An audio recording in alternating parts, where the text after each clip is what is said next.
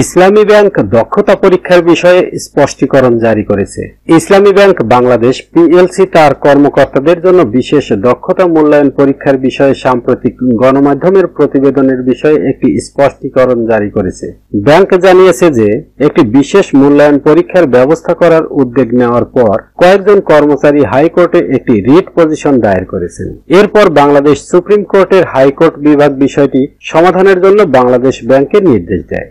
বাংলাদেশ ব্যাংকের ব্যাংকিং নিয়ন্ত্রণ ও নীতি বিভাগ 2 পরবর্তীতে বিষয়টি সমাধান করে আবেদনকারী এবং ইসলামী ব্যাংক কর্তৃপক্ষ উভয়কেই অবহিত করে। এতে বলা হয়েছে যে একটি বেসরকারি লাভজনক প্রতিষ্ঠান হিসেবে ইসলামী ব্যাংকের কর্মকর্তা ও কর্মচারীরা দেশের প্রচলিত আইন, নিয়ম এবং নিয়োগের শর্তাবলী দ্বারা পরিচালিত হয়। যেহেতু ব্যাংকের লাভ ক্ষতি সরাসরি তার কর্মী বাহিনীর দক্ষতার সাথে সম্পর্কিত, তাই জাতীয় আইন ও বিধি মেনে ব্যাংক স্বাধীনভাবে এই ধরনের সিদ্ধান্ত নিতে পারে। অতএব একটি বিশেষ মূল্যায়ন পরীক্ষা আয়োজন এবং কর্মীদের ধরে রাখা বা অব্যাহতি দেওয়ার সিদ্ধান্ত ব্যাংকের এখতিয়ারের মধ্যে পড়ে।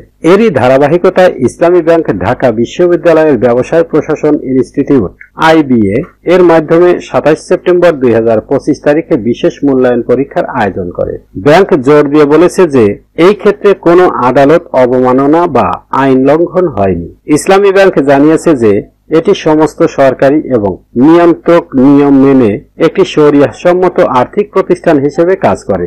এটি গ্রাহক এবং শুভাকাঙ্ক্ষীদের অনুরোধ করেছে যে তারা ব্যাংকে অনিয়মিতভাবে নিযুক্ত ব্যক্তিদের দ্বারা পরিচালিত প্রচারণা, বিশেষ করে সোশ্যাল মিডিয়ায় বিভ্রান্ত না হন।